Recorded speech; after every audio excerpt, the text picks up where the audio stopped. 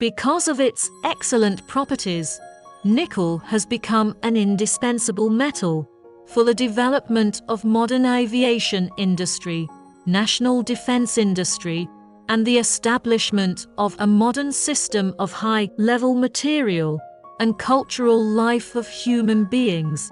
The shape of the pellet can also be changed, commonly round, but also square and rectangular, which can be controlled by the roll model.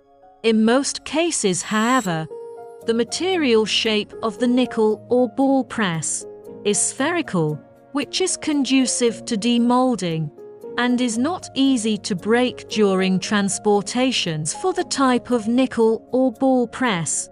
The larger the nickel or ball press roller, the size of the roller directly affects the nickel ore processing capacity.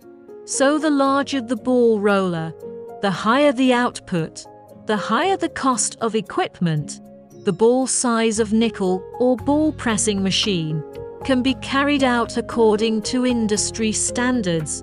If there are special application requirements, the user can customize the sphere size to the manufacturer.